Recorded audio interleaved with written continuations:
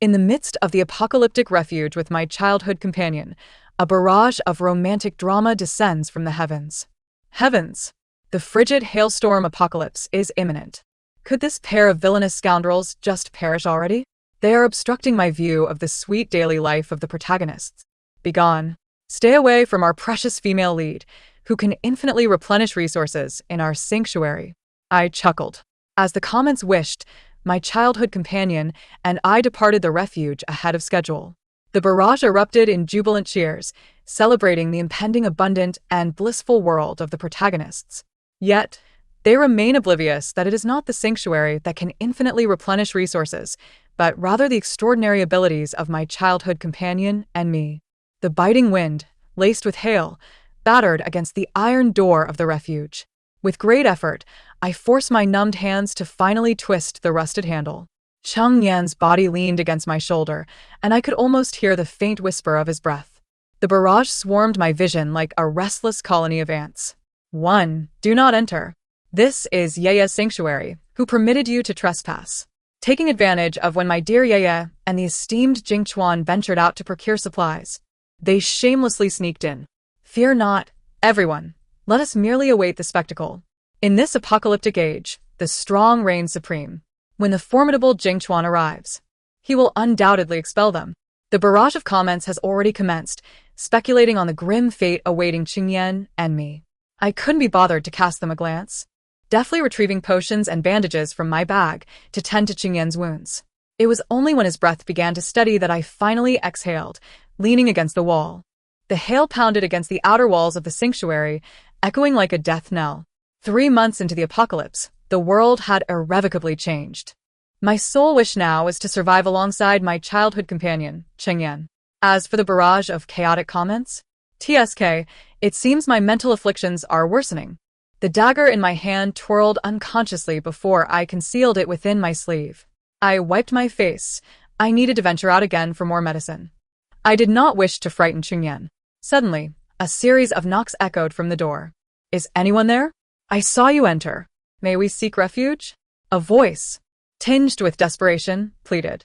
2. Our Yeye is so polite and well-behaved. How adorable. Truly worthy of the Koi Saint body and the leading lady. Finding a sanctuary that doubles as a power-refreshing haven, basking in luck. The individual outside continued to persistently knock. I furrowed my brow, straining to discern whether this was reality or merely a figment of my imagination. The comments erupted in a frenzy, filled with accusations directed at me. What is this woman doing? Hurry and open the door for Yeye. Oh no, my poor darling, her little face is turning red from the cold. Can I say, isn't this typical of a villain? Even her minions refuse to lend a hand. I pinched my palm. All right, it appears this is not an illusion. After all, my hallucinations lack such peculiar logic. Ignoring the commotion outside, I leaned against the wall, intrigued by the frantic comments of those agitated by my refusal to let the so-called heroine in. This was far more entertaining than my daily illusions of being pursued by monstrous entities. Suddenly, the knocking ceased, and the comments, as if paused, fell silent. A new wave of excitement surged. Haha, this is going to be entertaining. Jingchuan is coming. He could crush an A-class foe with bare hands for Yeye. Those two are doomed. Anyone taking bets? I wager those two won't last 3 minutes against Jingchuan. The knocking was bothersome, but damaging Qingyan's home was unacceptable. With a resounding bang, I flung open the protective door, casting a frosty glare at the two outside. No, you cannot stay. This is my friend's home. The kind that has a property deed. Understand? 3. Outside, the hail raged, and a girl clad in silver anti-radiation gear stared at me, astonished. Her large eyes brimmed with tears in an instant. I am so sorry, I didn't know this was your home. We'll leave right away. She stumbled back, tears cascading down her cheeks, quickly freezing in the frigid air. The barrage erupted in a chorus of sympathetic wails. So, what if it's your home? Why are you being so harsh? Being wealthy is nothing to boast about. In this apocalypse, what good is wealth? Cold-hearted rich people like you will eventually face retribution. I scoffed at the deluge of sanctimonious comments. These people seemed to be more unhinged than I, the one battling mental demons. Gunyan? Qingyan's weak voice came from behind me. My heart tightened, and I turned to close the door. A suffocating pressure, laced with cold, enveloped me. Before I could comprehend, a man had seized my throat with an iron grip. I was forced to tilt my head back, meeting a gaze filled with murderous intent. Indeed, he was a top-tier ability user I could not provoke. The lack of oxygen blurred my vision, and a buzzing filled my ears. The man's indifferent eyes bore down on me, tinged with crimson, as he slowly uttered 2 words, "Apologize." The girl beside him sobbed, feigning concern. "It's all right, Jing. She likely didn't mean it. Let her go."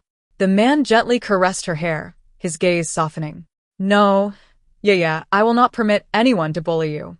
Baiwa looked back at him, with tear-filled eyes. "Jing, you are so good to me."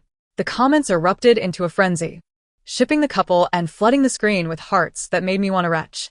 No one acknowledged that I was already turning blue, on the verge of losing consciousness due to asphyxiation. In their eyes, my life was as insignificant as an ant's. The man averted his gaze, his voice as cold as ice. "I shall say this once more, apologize." I spat a mouthful of blood, forcing out 2 words from my throat. "In your dreams." "Insubordinate." The man's grip tightened suddenly, and I could hear the cracking of my windpipe. With eyes as red as his, I glared back, stealthily reaching for the hidden dagger in my sleeve, determined to end him. Cheng Yan struggled to rise from the ground, clutching a black box, his tone icy. Stop it. "Whoever you are, release her immediately. Otherwise, I will activate the shelter's radiation source, and we shall all perish together." My previously poised hand fell limply, and I gazed at Cheng Yan with pleading eyes. The man squinted, abruptly throwing me back into the sanctuary. "I hope that next time we meet, you will have learned some manners." I collided heavily with the wall, wincing in pain. I lifted my gaze, fixated on the 2 at the entrance, a cold smile curving my lips. "Very well. So this is how the protagonists of apocalyptic novels behave? I shall remember you both." Baiwa instinctively recoiled behind Jingchuan at my gaze, her lips quivering as tears threatened to fall. Jingchuan stood protectively in front of her, radiating an aura of chill. Cheng Yan grasped my hand reassuringly, his voice calm yet resolute. "Now, please leave my home." For the hail continued to ravage, transforming the world outside the sanctuary into a bleak gray. After 3 months of radiation onslaught, only Cheng Yan and I, alongside our fortified sanctuary, remained intact. We had installed a specialized protective layer, making it an impregnable fortress amid the apocalypse. Baiwa bit her lip, her eyes sparkling with sorrow as she took 2 tentative steps forward. "Sister, the hail outside is terrifying. Could you shelter us for a few days?" As she spoke, she retrieved a box of compressed nutrients and 2 tubes of purified water from her suit's pocket. "We will pay rent. These are my most treasured supplies. Consider them payment for our first day." In this apocalypse, who would care about such meager provisions? The comments overflowed with praise, lauding her awareness of propriety. I stifled the urge to roll my eyes. After all, this was Cheng Yan's home. I could not decide for him. Cheng Yan smiled faintly, about to decline when Jingchuan suddenly stepped forward, his expression dark as a thundercloud. He leaned in to whisper a few words into Cheng Yan's ear. Cheng Yan's expression froze momentarily.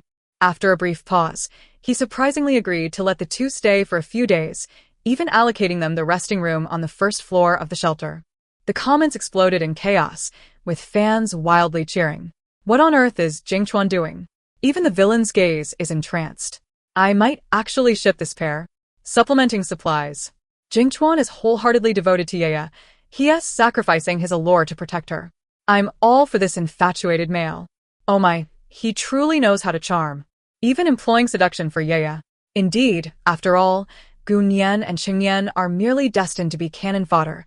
When the icy hail descends, they shall surely perish outside. Exactly. Let's not forget the official pairing. Indeed, this sanctuary, which ceaselessly produces resources, represents our first opportunity. Yet, no one noticed the subtle shift in Baiyu's gaze from the corner. Within those feigned innocent eyes, raw jealousy and greed surfaced, her nails nearly digging into her palms. Sensing my scrutiny, she quickly reverted to her panic-stricken demeanor, retreating behind Jingchuan, trembling. I narrowed my eyes. This so-called lucky flower protagonist was certainly not as innocent and harmless as the bullet comments suggested. Were they perhaps perusing a pirated version of the comic? How else could they be oblivious to the fact that the ability to randomly generate resources actually belonged to me? Frankly speaking, this power was rather lackluster. With only 2 items randomly refreshed each day, it hardly constituted a miraculous golden finger. I supported Cheng Yan as we ascended to the 2nd floor, my back laden with the resources I had just gathered. Though weakened, he instinctively bore most of the weight. As we distanced ourselves from the protagonists, the barrage of comments gradually faded. Clearly, this observation was mutual. It seemed that as long as Cheng Yan and I refrained from entangling ourselves in the protagonist's narrative, our own story would remain absent from the comic. Contemplating this, I glanced at Cheng Yan, unable to restrain my curiosity. Why did you suddenly agree to take them in? That man doesn't seem trustworthy at all. Cheng Yan ruffled my hair, grinning as he winked at me. Of course, I know you don't like them. But given their nature, refusing them would only lead to endless pestering. We can't truly blow up the sanctuary and perish together, can we? Besides, he flashed a cunning smile, suddenly grasping my wrist. In the next instant, we found ourselves enveloped in a pristine white space. Surprise. My spatial pocket ability has awakened. Jing Chuan had agreed to exchange an ability-enhancing agent with us. After all, I had more than one sanctuary. Once we acquired the items, we could stow them in the space and make our escape, leaving them to lament over an empty shell. Hearing this plan, I couldn't help but smile. So, you fainted because your ability awakened? That's the first piece of good news I've heard since the apocalypse. Cheng Yan pulled me down to sit in the space. After so many days, I could finally enjoy a peaceful slumber. Although I could only access the space for an hour each day, it was undeniably safe. You rest first. I'll keep watch. By the way, once we find your uncle in the settlement area, you won't have to push yourself so hard. Wait, absolutely safe? I suddenly recalled the comments mentioning a resource unlimited, utterly secure basement. Could it be? I attempted to activate my rather lackluster ability. Today, the random items produced were 2 bottles of purified water and a pack of compressed biscuits. In an instant, countless identical resources cascaded down from the air, forming a small mountain in this confined space. Cheng Yan and I exchanged astonished glances, and he stammered, Gun Yan, has your ability upgraded too? Just as I thought. Those outrageous comments finally held some merit. I tore open a pack of biscuits and stuffed one into his mouth, a smug smile playing at the corners of my lips. No, this is our ability. Since I could extract useful information from that barrage of comments, I resolved to temporarily endure this so-called male and female lead. When Bai Yu, for the 9th time, tearfully apologized to me while clutching her cherished milk candy, I not only refrained from scolding her, but accepted her offering. Cheng Yan gently patted my shoulder, seemingly pleased that my little madcap had finally learned to make new friends. I replied nonchalantly, my gaze fixed on the floating comments above. In the hall, Jing Chuan was teaching Bai Yu combat techniques. He wrapped his arms around her slender waist from behind, guiding her through self-defense maneuvers. Bai Yu, breathless and fatigued, nearly collapsed into his embrace. Jing, I'm here, he replied softly, steadying her. The comments erupted in a frenzy of shrieks. I couldn't help but twitch my lips, interjecting to disrupt this nauseating display. Shouldn't you take a break? Let us not enact a restricted scene in the sanctuary. Bai Yu hastily leaped from Jing Chuan's arms, waving her hands in explanation. Sister Nian, please don't misunderstand. Jing and I aren't in that kind of relationship. Please, does a zero even care? The comments resumed their tirade, accusing me of being a jealous onlooker unable to bear witnessing others in love. Suddenly, a low rumble echoed from outside. 3 helicopters, coated with anti-radiation paint, hovered above, and a mechanical female voice emanated from the loudspeakers. The government has established a radiation-free settlement and resource trading market in District D13. Survivors in need, please proceed to register. After the broadcast was repeated thrice, the helicopters veered toward other areas. Bai Yu tugged at Jing Chuan's sleeve. Jing, let us go take a look. Perhaps we can exchange for something good. Jing Chuan nodded, but his gaze shifted toward Cheng Yan. Do you all want to join? It's better to have more people to keep an eye on things. Cheng Yan looked at me. Gun Yan, do you want to go? I fell silent. In truth, we had to go. I could distinctly feel my mental state teetering on the brink of collapse. Without medication, I might truly descend into madness. At that moment, The comments began to flood the screen with excitement. Finally, we reached this part of the plot. Gun Yen and Cheng Yen, that bothersome pair, are about to meet their demise in the settlement. You will not only obtain healing abilities, but also secure the sanctuary. It's simply perfect. I can't wait any longer. Let us hurry up. I glared at those words floating in the void, my grip tightening around the dagger in my hand. Hold on. Don't rush. Who lives and who dies is still uncertain. Since this was Cheng Yan's sanctuary, then surely the healing abilities would also belong to us. The settlement and the sanctuary lay at opposite ends of the city, a considerable distance apart. The outdoor temperature had plummeted to -20 degrees. Walking there was simply impossible. Since we had agreed to go together, Cheng Yan no longer withheld his plans. He guided me in tallying the resources for exchange, and early the next morning, we set off in a modified protective vehicle from the underground garage.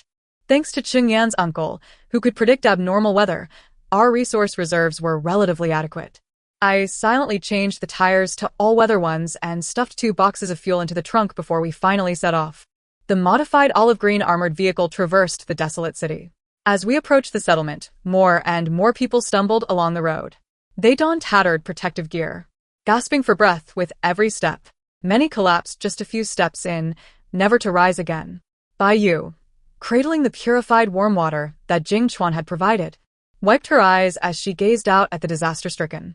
A frail figure stumbled and fell before the vehicle, and she immediately turned away, unable to bear the sight. Cheng Yan, Sister Nian, she whispered through her tears, can we spare some resources for her? So the child can return home soon. Jing Chuan, gripping his steel rod for protection, remained silent. But his usual compliance with Bai implied tacit approval. Cheng Yan frowned and interrupted, Miss Bai, if we stop now, it will attract more people. We'll be the ones in trouble. Bai lowered her head, looking aggrieved. I understand, but that child looks so pitiful. The comments erupted in righteous indignation. Boo-hoo, Yu is just too kind-hearted. She can't bear to see others suffer. Cheng Yan and the others have more resources than they can consume, yet they want to even help a child. How inhumane. Yu is pure-hearted, while the villains are wicked. Kind-hearted? I scoffed. Suddenly, I jerked the steering wheel and reversed, thoughtfully lowering the window for Bai. Cheng Yan and I had no surplus resources. If you're so kind, why don't you share some of your excess? The little girl, having struggled to rise from the ground, looked at Bai's purified water, her body caked in mud. Survivors knew that this substance was more precious than gold. The sweet, humid air penetrated his nostrils. He had been parched for far too long. A little girl lunged forward, attempting to snatch it away, her grimy hands reaching towards Bai. Ah! Bai shrieked, retreating in alarm, her hand trembling as she spilled most of the water. The little girl's eyes sparkled with a desperate yearning for sustenance, eagerly trying to tug at her sleeve to utter something. Bai, however, had no inclination to listen. She burrowed directly into Jing Chuan's embrace. Jing Chuan's gaze turned icy, and with his steel rod aimed at the girl's crown, he swung down with force. At that moment, I seized the opportunity and jerked the steering wheel sharply. The dilapidated concrete road screeched as the tires protested. The steel rod veered off course, striking the back of the seat before ricocheting onto Bai's leg. She gasped in pain, prompting Jing Chuan to hurriedly pull her into his arms. Through the rearview mirror, I caught sight of the little girl, still trembling in shock, seated on the ground, staring incredulously at the supplies I had discarded. When I glanced up, I met Jing Chuan's blood-red eyes. He exuded an aura of lethal intent. His jaw clenched tightly, almost cracking his teeth. Explain, he articulated slowly. I feigned innocence with a shrug. If we don't leave soon, we'll be surrounded by the crowd. Wouldn't you agree? In the next moment, a glint of cold steel grazed my cheek, a dagger embedding itself in the steering wheel, leaving a trail of blood. Just this once, Jing Chuan's voice was as frigid as ice. Stay out of my affairs. Even if a multitude had arrived just now, I could have slain them all. I will not permit anyone to harm Yaya. Blood trickled down my face. I nonchalantly licked it away. Cheng Yan, behind me, was desperate to rush forward, but I gently shook my head to deter him. Very well, I replied languidly. The barrage of comments had inexplicably fallen silent when Jing Chuan threatened the little girl, only to resume their discussions now. So it was to protect ya. Jing God is too indulgent. I'm utterly smitten. That girl had it coming. Couldn't she just ask nicely? She had to pounce and snatch. I say people like her shouldn't be saved. Look at how terrified our Yaya is. In the end, it's still Gunyan's fault, isn't it? Knowing the danger, she deliberately stopped to stir up trouble. Pure malice. She deserves the worst. As I observed these hypocritical and absurd comments, I couldn't help but sneer inwardly.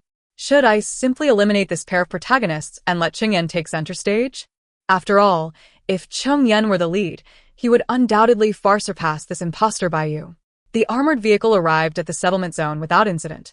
Several armed guards halted us, directing us to queue at the entrance for further inspection. Seeing these well-equipped forces, my taut nerves began to ease slightly. As long as there were individuals upholding order, this world would not completely unravel. Chungyen exchanged a glance with me, and I discerned the same thought reflected in his eyes. Perhaps in the future, we could find refuge here. The number of people at the settlement zone was unexpectedly large, with cars and individuals forming a long line. After half an hour, we finally completed our registration and entered the open trading area. The settlement zone lay deeper within, requiring multiple layers of scrutiny to access. Having arranged a meeting time with Baiyu and Jing Chuan, we split up at the entrance to act independently. Though the trading area was chaotic, it remained relatively orderly, particularly in the pharmaceutical section, which was bustling with activity. Chungyen cheerfully draped his arm over my shoulder. Look, do you want to swap for something? My treat. I pondered seriously. I'll defer to your judgment.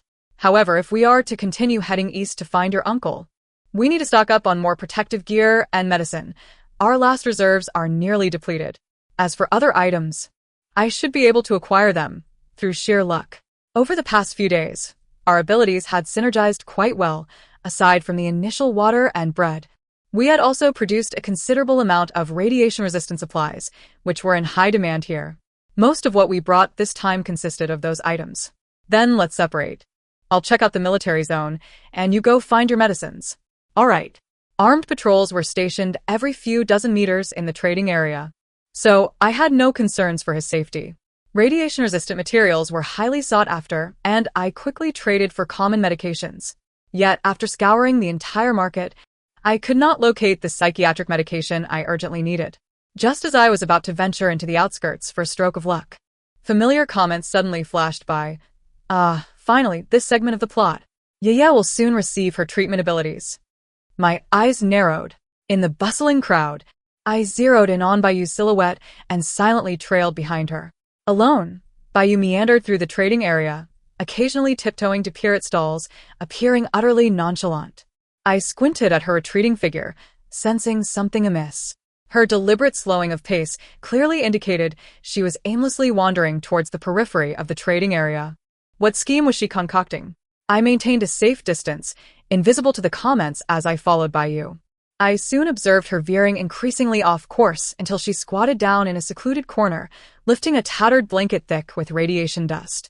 Beneath the blanket curled a small girl. The child appeared to be around 8 or 9 years old, her complexion pale, lips a shade of blue. Too weak to utter a word. She gazed at the water bottle peeking from Baiyu's waist pack, her eyes brimming with hope. Baiyu poked at her face with her finger, then disdainfully rummaged through the girl's belongings, as if searching for something. I stepped forward a few paces, finally catching sight of the barrage content. It's her. It's this little girl. Soft-hearted Yaya stumbled upon her by chance, wanting to save her. Unfortunately, the child was too weak and didn't survive until Jinggod arrived. Otherwise, she would have certainly lived.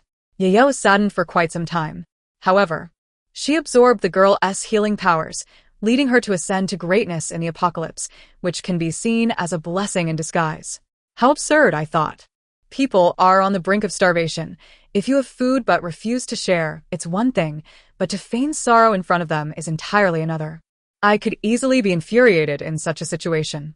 Upon realizing that not everyone could absorb the powers, I felt a pang of disappointment. I had hoped it could make Chungyen stronger as well. Nonetheless, what Chungyen could not have, Baiyu should not covet either. Just as I prepared to draw my slingshot and take aim, I witnessed Baiyu, in a fit of frustration, kick the little girl, dusting off her pants as she stood and strode away. The comments erupted in confusion. No, wait. Isn't Yaya supposed to be carrying her to find Jingod? Did I just misinterpret? Was she just kicking someone? The plot seems off. Did the author alter the storyline? Thank heavens, someone finally recognized that Baiyu was acting strangely. I leaned against the wall, waiting for Baiyu to distance herself before approaching the little girl and offering her some of the strawberry energy bars I had on hand. It didn't take long for the girl to regain her strength, gazing at me with tear-filled eyes. Sister, I promise I will repay you.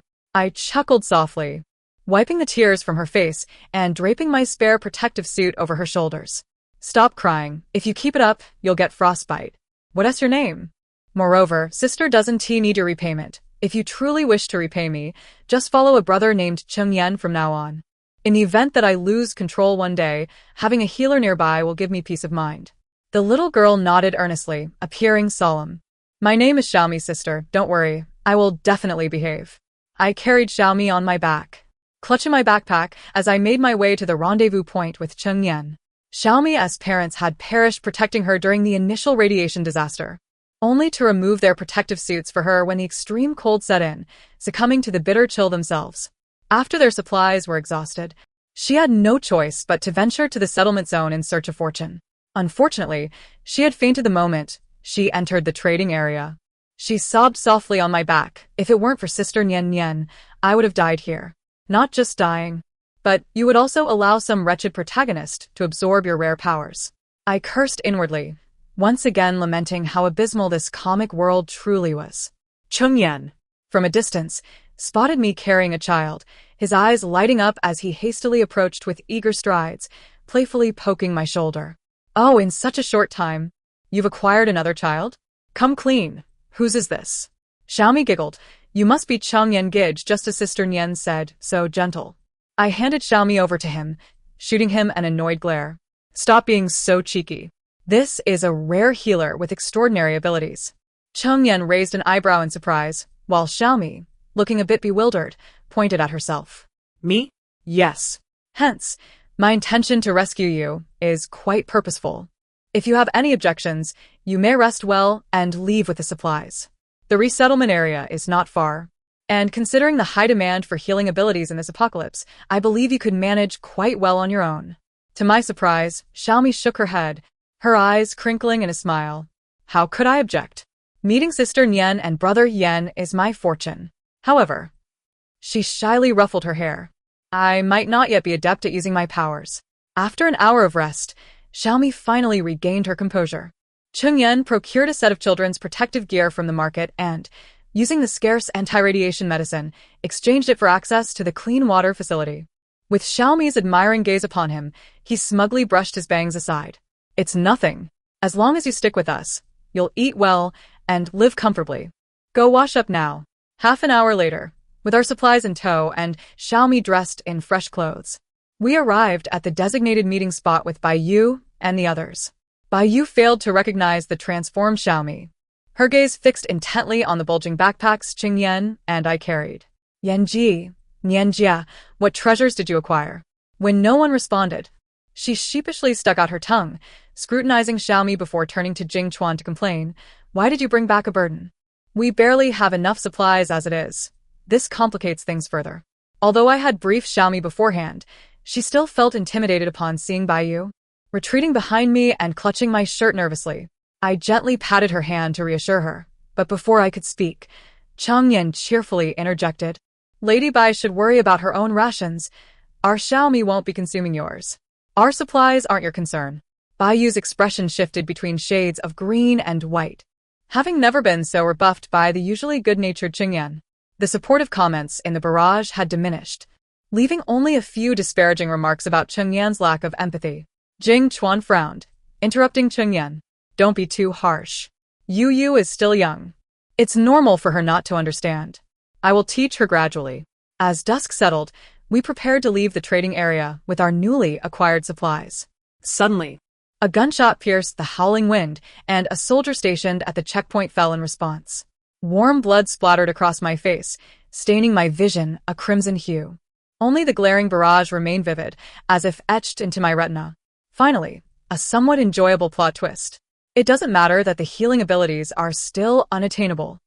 As long as Chung Yen and Gu Nian perish in this chaos, the refuge will undoubtedly belong to you. The luck of the Koi Saintess, the leading lady, is truly mystical. However, their demise is indeed unfortunate, but what can be done? After all, they are merely cannon fodder, destined for a cannon fodder's end. Gunfire erupted in the distance, mingled with the screams of the crowd, as soldiers from the protective team fell one after another. I wiped the blood from my face, a cold smile curling my lips. Who gives you the right to dictate the fate of Chung Yen and me? Since this is the conclusion the comic world has arranged for us, I shall tread upon the corpses of these two and rewrite the ending. Chung Yen and I shielded Xiaomi as we retreated amidst the chaos, with Baiyu clinging tightly to Jing Chuan's sleeve, following closely behind. Just as we were nearing the safe zone, a deafening explosion erupted behind us, disorienting the crowd with its thunderous roar. Panic surged as the realization hit. There was a mole in the trading area. The once tightly knit group dispersed in an instant, and, at that moment, a pair of hands forcefully shoved us. Just what I was waiting for. A glint of cold light flickered in my eyes as I swiftly pulled Chung Yan aside and retaliated with a kick aimed at the assailant's knee. Baiyu shrieked, collapsing to the ground.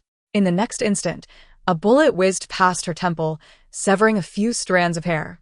Though Jing Chuan was quick to scoop her into his arms for protection, Baiyu trembled in fear, her pants soaked with dread. We finally found a safe cover to momentarily evade the onslaught. Baiyu, initially scanning the area for her attacker, suddenly noticed Jing Chuan maintaining a subtle distance from her, and her eyes welled with tears. Jing, do you find me repulsive? You promised you would never abandon me, no matter how I changed. Jing Chuan's forehead twitched in agitation as he remained silent for a long moment before pulling her back into his embrace. No, I was merely assessing the situation. The lie was so transparent that it elicited a stifled laugh from Xiaomi and me as we exchanged glances. It was unclear whether Baiyu was genuinely naive or merely pretending, as she buried her face in Jing Chuan's chest, tears transforming into laughter. With a rumble, the distant gunfire began to fade, and the trading area finally fell silent. The calm voice of the resettlement area commander resonated through the loudspeaker. Everyone, find nearby cover and remain calm. We are dispatching personnel for assistance. I repeat, do not panic. Soon, a squad of fully armed soldiers approached us. They formed a protective circle around us, braving the hail of bullets as they retreated toward the safe zone. Several other teams were engaged in similar actions. By the time we reached the resettlement area, Chung Yen and I hadn't even had the chance to express our gratitude before they hastily moved on to rescue the next group. The air was thick with the smell of gunpowder and cries, creating an atmosphere so oppressive it was suffocating. Only Baiyu seemed to have just realized what had transpired. Covering her knee and sobbing, Jing, my leg hurts. Jing Chuan, his expression stiff, replied, I'll help you with ointment later. A few comments in the barrage chimed in. So sweet. With the arrival of reinforcements, the situation gradually stabilized. I suddenly caught sight of a comment in the barrage. Actually, the leader of the resettlement area is quite impressive. Had it not been for the treachery of a hidden gunman, you would surely fare better here. I glanced over and indeed saw the commander's tent coordinating the battle. Chung Yen, sensing my thoughts, softly said, If you wish to help, go ahead. I can take care of myself and Xiaomi.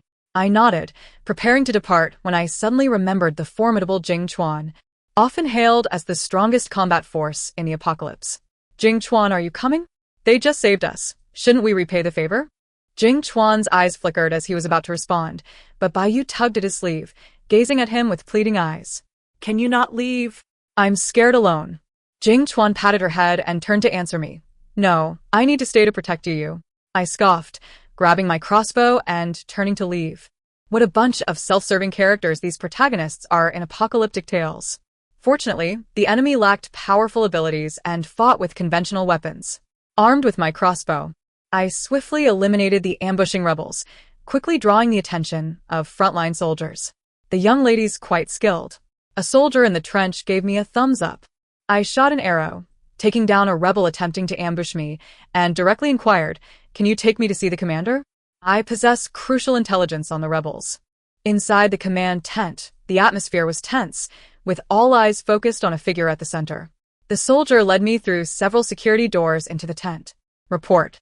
Someone claims to have vital intelligence on the rebels.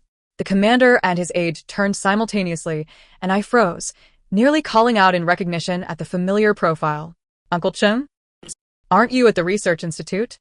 A glimmer of surprise flickered in Cheng Yan's uncle's eyes, but he quickly resumed his stern demeanor. Ahem, now. Share the intelligence you possess.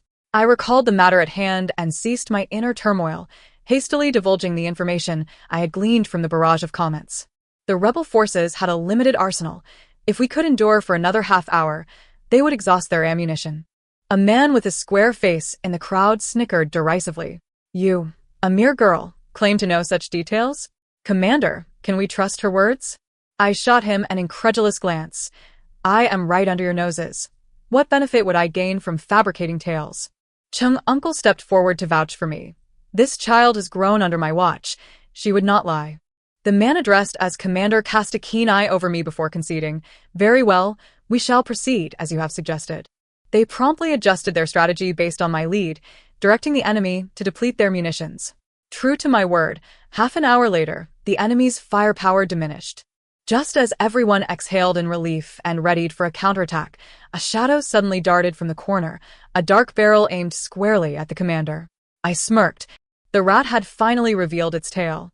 In the next instant, the soldiers who had been lying in wait outside sprang into action, rendering the assailant incapacitated. The square-faced man collapsed to the ground, his expression one of bitter resentment. The commander shook his head in disappointment, ordering him to be removed. Once the chaos subsided, the commander inquired about the reward I desired, offering supplies or points. I pointed at Cheng uncle and smiled. If it's not too much trouble, could I borrow Commander Cheng for a while? His nephew misses him. Cheng uncle scolded me for my lack of decorum, but after consulting with the commander, he hurriedly left with me. Cheng uncle explained that upon predicting the radiation anomaly, he had submitted a report to be dispatched here. However, upon arrival, he encountered the radiation and had no opportunity to contact us. Fortunately, he had managed to establish a foothold in the resettlement area and had been gathering news about us. I nodded. Cheng Yan is doing well. I'm sure he would be overjoyed to see you safe. I led Cheng uncle to find Cheng Yan. In this apocalyptic reunion, the uncle and nephew embraced without a word, both rugged men's eyes glistening with unshed tears. Xiaomi and I squatted nearby, nibbling on the nutritional bars Cheng uncle had provided. As we munched, Xiaomi suddenly burst into laughter. What is so funny? I inquired curiously. She pointed behind us. Look at Baiyu. Her hair is standing on end from anger. Following her gesture, I turned to see. My word. Baiyu's face contorted with rage, her eyes gleaming with jealousy that could almost scorch. Cheng uncle patted Cheng Yan's shoulder. Stay in the resettlement area. The protective measures here are comprehensive, and I can take good care of you. Cheng Yan cast a sly glance at me, smiling as he replied, Of course. But I must first return home to gather some belongings. I stifled a laugh and nodded. I knew he intended to seize the opportunity to further enhance his spatial abilities with Jing Chuan. Coincidentally, I had a surprise in store for Baiyu. On our way to the shelter, Baiyu persistently inquired about Cheng uncle. Yenge, your uncle is truly impressive. Being the deputy to a commander must mean he is a person of great significance, right? I admire such scientists immensely. Could you take me along next time you meet him? Cheng Yan, cradling a drowsy Xiaomi, twitched his mouth at her words. I'm afraid I don't know much about my uncle's specifics. However, if you're interested, you can come to the resettlement area to play with me and Nian Nian. Baiyu's eyes lit up, seizing upon the keyword. In the future? Indeed. Cheng Yan replied with a faint smile. We are preparing to move in with my uncle.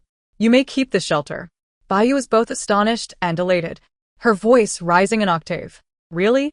Yenge, you are truly a wonderful person. Once Cheng Yan's spatial abilities expanded to 100 square meters, we seized the opportunity to evacuate all supplies before the impending extreme cold and departed with Xiaomi. On the day of our departure, Baiyu tearfully bid us farewell. Yenge, Nianjie, and little Xiaomi, I will miss you all. The barrage of comments erupted in wild cheers, toasting to the beautiful world the protagonists were about to embark upon, where they would thrive abundantly while others languished. Fantastic. After all the twists and turns, Yu has finally secured a shelter, a testament to the auspiciousness of the Koi Saint body. What does it matter that she lacks healing abilities?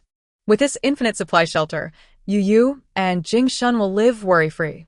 Indeed, what do uncles and resettlement areas matter? When the extreme cold descends and resources dwindle, one tea they turn on each other? Where could you and Jingshin live in comfort? Truly, it must be the chosen male and female leads. This plot is exhilarating. Koi Saint Body? I scoffed as I slammed the car door shut, speeding away with Chung Yen and Xiaomi. I hope your Koi Saint Body does not succumb to the extreme cold or dissolve into smoke during an explosion. Alas, I lamented. That scene would be one I would never witness. As soon as the car vanished from sight, Baiyu could hardly contain herself as she dashed towards the basement. Her heart raced, as if it might leap from her throat. This was the legendary basement, a seemingly endless source of resources. Before the apocalypse, she had mused that if she possessed such a miraculous ability, she could stride through the end of the world with ease.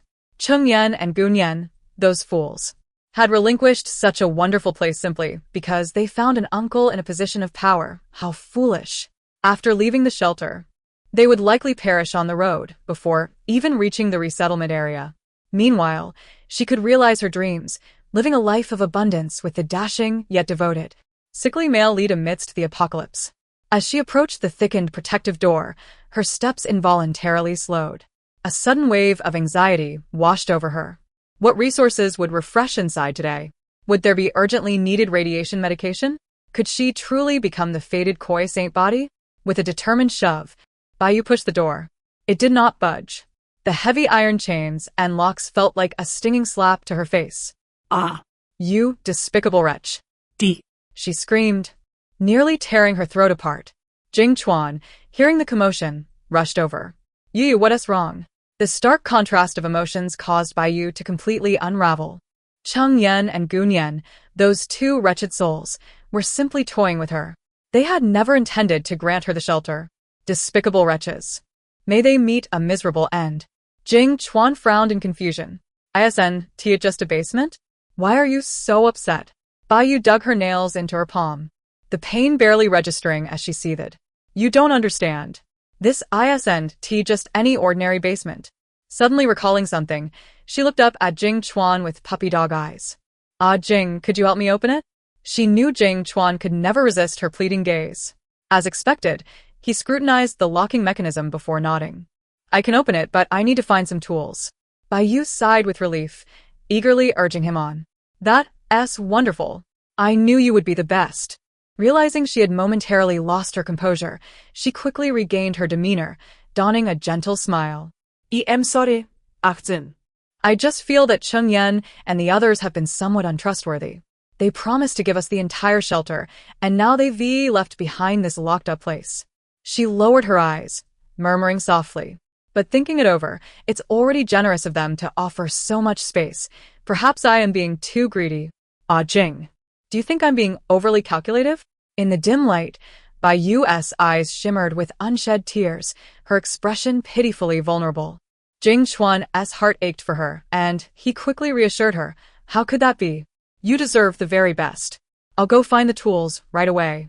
Baiyu watched as Jing Chuan hurriedly left, a glimmer of smugness flickering in her eyes. What of the male lead? Merely a fool blinded by love, easily manipulated. However, the lock set by Chung Yen proved far more formidable than anticipated. After numerous failed attempts, Jing Chuan finally returned with the tools. Just as the radiation detector emitted another warning, Baiyu silently scoffed, taking so long to open a mere lock, and he dared to call himself a top-tier ability user. Just in time, they managed to unlock the door before the frigid cold descended. The iron chains clattered to the ground as Baiyu excitedly pushed past Jing Chuan. A Jing is truly remarkable. Let you handle the door, she exclaimed, her face brimming with anticipation as she swung open the shelter's entrance. Suddenly, a crash echoed in the darkness. An eerie radiation alarm sprang into view before Baiyu, emitting a shrill sound that sent her stumbling backward in fright. Upon realizing the shelter was utterly vacant, rage consumed her, and she seized the alarm, smashing it against the ground. You wretched creature! Jing Chuan's expression shifted sharply. Baiyu, oblivious to the ominous red light flickering from the shattered alarm, heard Jing Chuan shout, You, be careful. As he lunged forward, tackling her to the ground. A deafening explosion followed, the shockwave hurling both of them against the wall before they crashed to the floor. Jing Chuan spat blood, clinging desperately to Baiyu.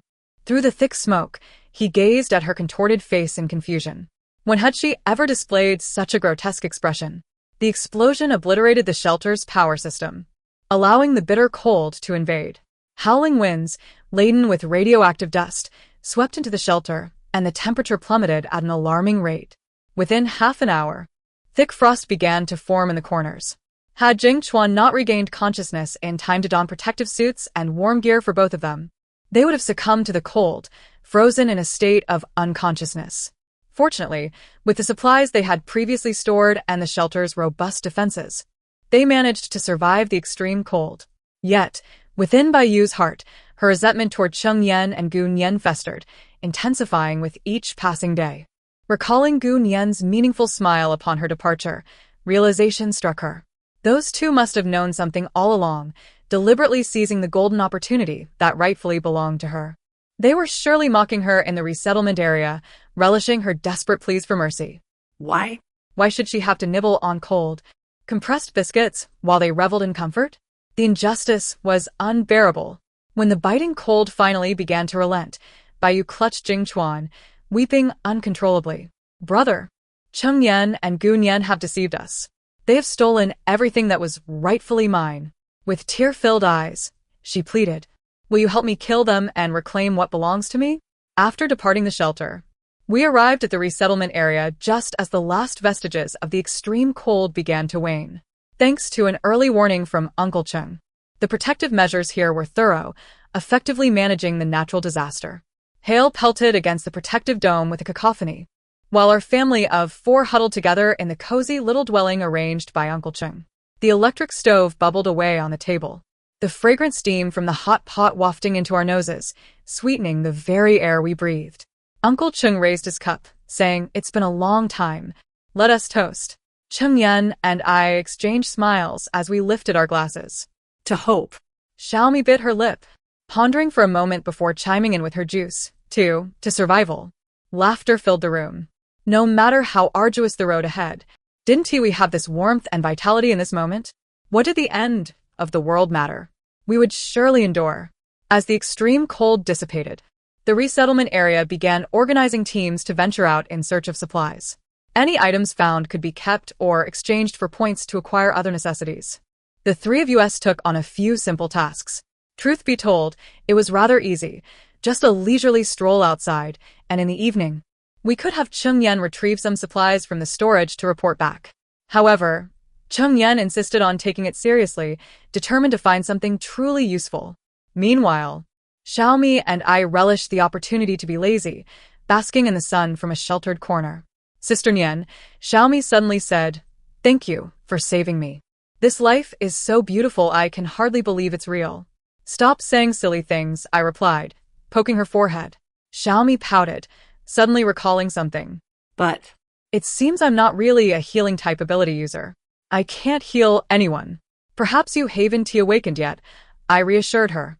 Look at the abilities Cheng Yan and I possess. They are only powerful when combined, right? If it weren't for those chaotic bullet comments, who would have guessed that our abilities could create such wonders? Xiaomi fell silent, clearly still troubled. I sighed inwardly, feeling the disguised mental medication in my pocket. Just days ago, the doctor had informed me it was the last bottle available in the resettlement area. After this, it would be up to you alone. Fate can be cruel. During this time, our abilities had been limited to mundane matters, lacking any mental health medication. Well, let us take it one step at a time. At worst, I would choose a good day for a dignified farewell. I gazed at Cheng Yan, busy in the distance, and involuntarily smiled. In the next moment, my pupils constricted in shock. Jing Chuan suddenly emerged from nowhere, executing a swift blow to the back of Cheng Yan's neck. Cheng Yan collapsed, and without a flicker of emotion, Jing Chuan dropped a note before vanishing into the ruins. Xiaomi and I hurried over, the note's words glaring. You have half an hour to return what you stole. I went alone to the designated meeting point. After a month and a half, Bai Yu had transformed completely. Her complexion was sallow, her frame emaciated to the point of resembling a skeleton, yet her eyes shone with a terrifying brightness, filled with unbridled hatred. Gu Nian, you have stolen everything that rightfully belonged to me. The abilities of random supplies, spatial powers, and even the location of the resettlement area. All of it should have been hers. The familiar barrage of comments resurfaced before my eyes. So it was this pair of scoundrels who stole UU's golden finger. I said there must be a reason for UU's transformation. Support UU in her counterattack. Reclaim what is rightfully hers. Don't fear, UU. You still have Jing Shin. He will always unconditionally choose you. What a treat to ship. I gripped my dagger coldly. Where is Cheng Yan? I know you can only kill someone to seize their powers, so let me confirm his safety first. Otherwise, I won't hesitate to drag you down with me. Bai Yu laughed scornfully, snapping her fingers. Moments later, Jing Chuan appeared, carrying the unconscious Cheng Yan. Bai Yu pressed the blade to Cheng Yan's throat. I know he is important to you, so I haven't harmed him yet. But if you don't cooperate, don't blame me for being ruthless. I took a deep breath. What do you want? Simple. Trade your life for his freedom. Let me kill you to acquire your abilities, and I'll release him. I glanced at Cheng Yan's pale face. How can I be assured that you will keep your promise after I die? Bai Yu sneered. Do you think I'm as hypocritical as you? The comments chimed in unison. Exactly. If you hadn't stolen UU's golden finger, would she have ended up like this? Now you're facing karma. You deserve it. I paused for a moment. All right, I agree. How will you kill me? Bai Yu's eyes lit up with joy as she approached me, accompanied by Jing Chuan. First, throw away the knife. I complied. Now, let me see your abilities. With a flick of her fingers, piles of protective suits and water purifiers appeared on the ground. Bai Yu's eyes sparkled. What an impressive ability. Too bad it will soon belong to someone else. She lunged at me, the dagger aimed straight for my heart. Just then, the previously unconscious Cheng Yan opened his eyes. Seizing Bai Yu's hair. Seizing the opportunity, I grabbed the dagger from the ground and charged at Jing Chuan. My combat training over this period had finally come in handy. Temporarily restraining Jing Chuan should not be an issue. The four of us became entangled in a chaotic struggle, protective suits and water bottles strewn across the floor.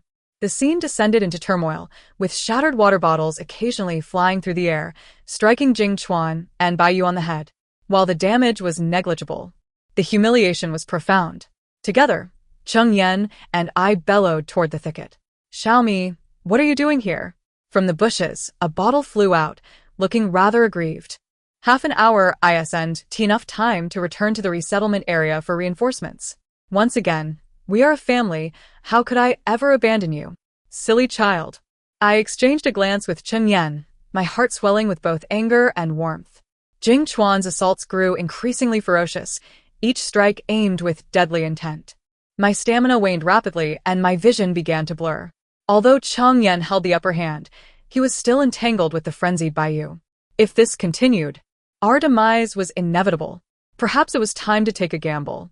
Amidst the chaos, Cheng Yan and I shared a meaningful look. Seizing yet another opportunity to approach the pile of supplies, he abruptly hurled a number of protective suits into our spatial storage, then activated a pre-prepared device. Boom, boom, boom. The explosions resonated in succession, sending shockwaves that rendered our eyes unable to open.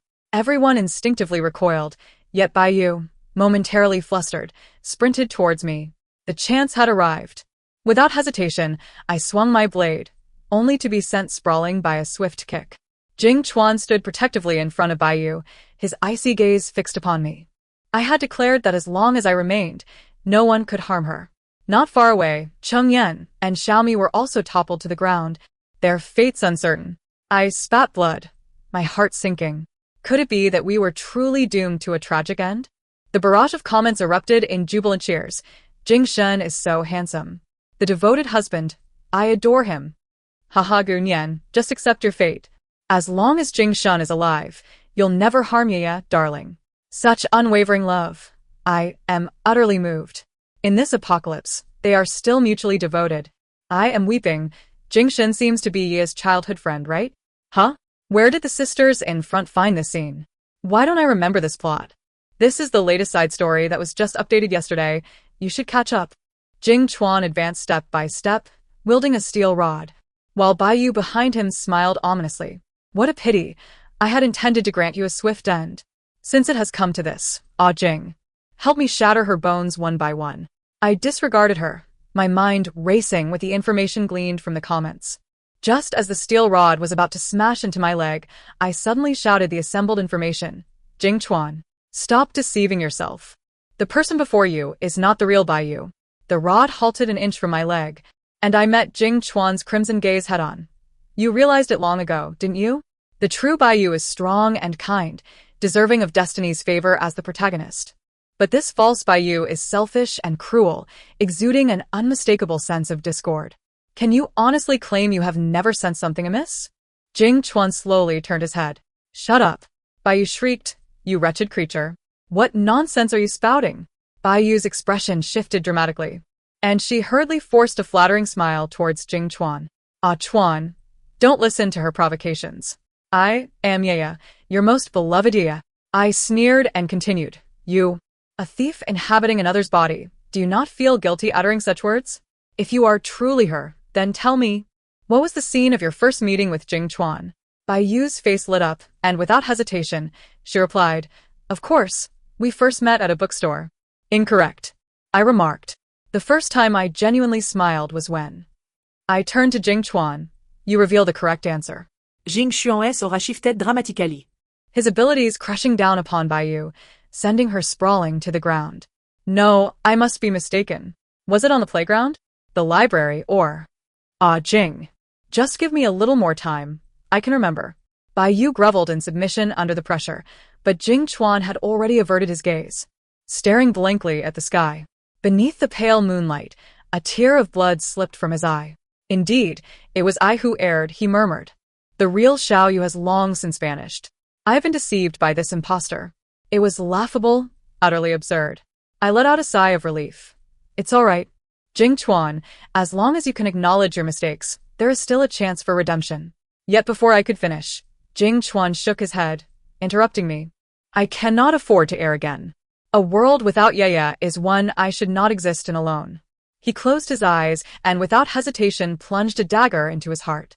As he fell, the barrage shattered like a torn canvas. Ah, indeed.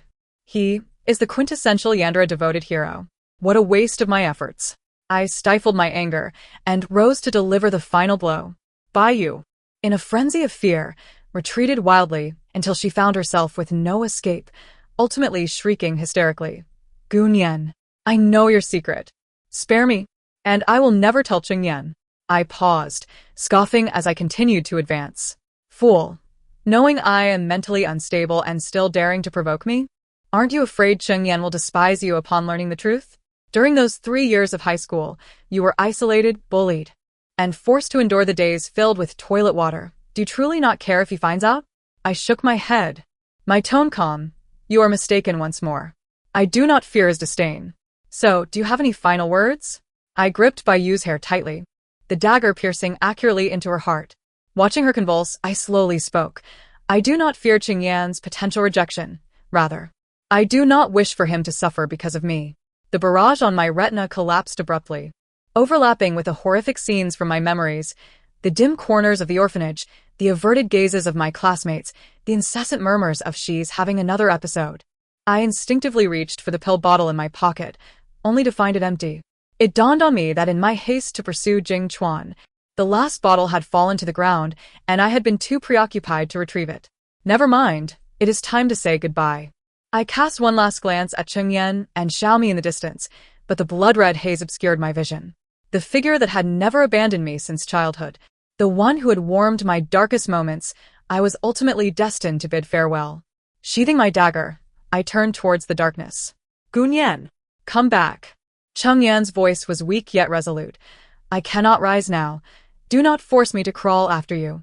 My entire being froze, yet I merely waved my hand, not daring to look back. It is futile, Chengyan. The safe zone has but one bottle of medicine left. I will inevitably succumb to madness. Allow me to depart quietly. You are the only light in my darkest days at the orphanage. During that time, I could hardly speak beyond taking my medication. You gradually pulled me from my self-imposed isolation. Hence, I cannot allow you to witness me descend into darkness once more. Yet he insisted, calling out, have you forgotten our promise? From childhood to now, you have endured your episodes with me by your side. This time shall be no different. I ignored him and pressed on. Suddenly, the world before me grew clearer and the long-tangled illusions began to dissipate. Do not go. Nian Jia. A youthful voice emerged. Turning back, I saw Xiaomi had somehow risen. In the moonlight, her long hair flowed freely as if moved by an unseen breeze, resembling a little spirit. She wiped her tears and shouted, "I told you we are family. I am an exceptionally rare healer." The previously chaotic barrage receded like a receding tide. New words gradually surfacing. New book check-in. This is a warm story about rebuilding a home amidst disaster. Who is the protagonist? I believe it is Gu Nian and Cheng Yan. The childhood friends rescuing each other is simply too heart-wrenching. Agreed. However, every person striving to survive is their own protagonist. Exactly. This is actually a tale of many characters. Every individual striving to grow towards goodness is a protagonist. Xiaomi healed Qingyan's wounds, and the three of us sat side by side amidst the ruins, gazing at the night sky. Nianjie, Xiaomi suddenly asked, "Do you think that if the protagonist is killed, the apocalypse will end?" I looked at the starry sky and shook my head.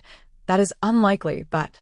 I gazed upon Qingyan's gentle profile, a smile gracing my lips. At least this world will become a better place. For we are accompanied by those who truly belong here, striving alongside us. Suddenly, Qingyan nudged me playfully. "After all these years, can you refrain from being so melodramatic? If you fall ill again, you are not permitted to sneak away alone. Otherwise, I shall confine you to a dark room." I chuckled softly, gently clasping his hand. "When you lock me away, could you at least accompany me?" The night breeze dispersed the clouds, and the moonlight bathed us in its glow. The darkness of those years spent in the orphanage, the torment of illusions, and the despair of solitude all faded away like whispers in the wind. With Cheng Yan by my side, the future is bound to be warm and radiant. After all, from childhood to now, we have always been each other's light. The end of the narrative. Thank you for listening, and until we meet again in the next tale.